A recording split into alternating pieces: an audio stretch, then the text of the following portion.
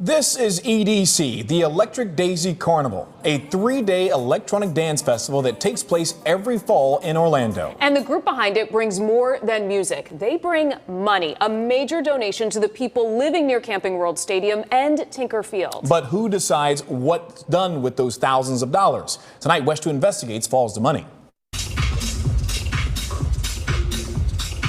That's the sound of money, lots of it for the city of Orlando and surrounding areas. For more than a decade, thousands have descended upon Tinker Field in Orlando's District 5 to party the night away in this electric rave.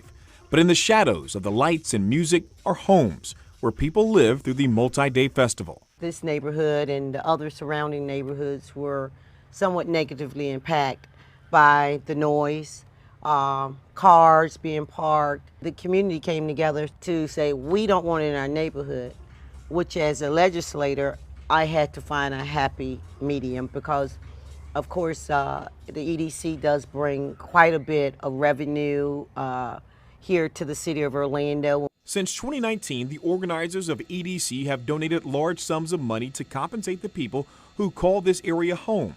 The funds come from their charitable arm called Insomniac Cares, and on its website, it claims $1 from every ticket transaction is donated to worthwhile organizations. We spoke with the EDC Insomniac Cares, and they decided to give us a financial donation towards services and needs and things here within the Camping World footprint. The District 5 commissioner decides who gets what, and in 2019, $60,000 was split evenly between 7 neighborhood associations closest to Tinker Field, the site of the Electric Daisy Carnival.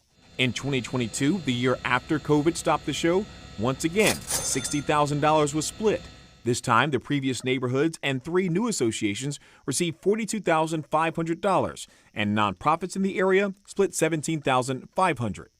Similar distributions happened in 2023 and again in 2024, with the neighborhoods the closest to the festival receiving $5,000 and further out, $2,500. The nonprofits changed slightly, but all are in Orlando's District 5.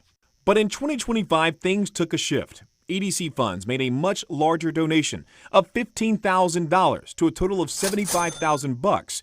In red, we've left the 2024 numbers, and orange shows what they were given in 2025. Most neighborhood associations got more money, but 2, McFall and Lake Sunset, saw significant cuts. The funds that we have and that we've received has been used during the time of hurricanes to help get people to come over and clean up the neighborhood, cut trees. Some of these seniors are in what we call a donut hole.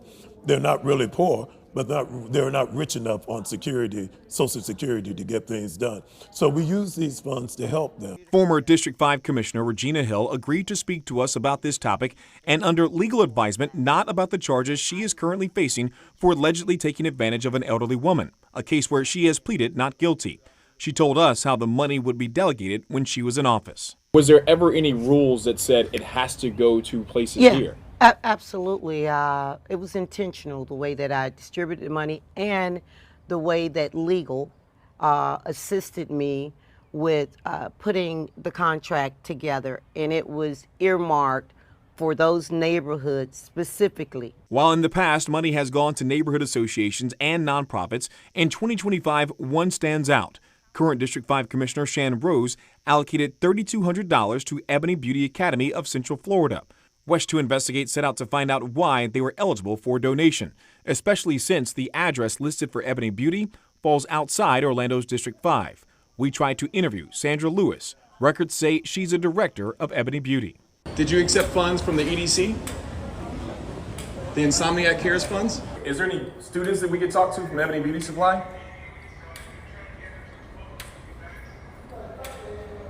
We just want to find a student, that way we can corroborate that it was a useful use of funds. We plan to ask Commissioner Rose about the donation and the concerns of her neighbors. On 2 occasions, we arranged meetings at City Hall, and both times Shan Rose canceled those interviews, instead releasing this statement. Electric Daisy Carnival funds are to be distributed at the discretion of the commissioner, and from year to year it changes. There are no contractual obligations for any organization to receive funds. The funds were distributed to ensure organizations were provided a leg up to better our community. What does it mean now that those monies aren't there? When those funds are not there, then that means that the help is not there. It's also important to note that Regina Hill is running against Commissioner Shan Rose for the District 5 seat. Western Investigates is continuing to follow the money and will have another report as we uncover more.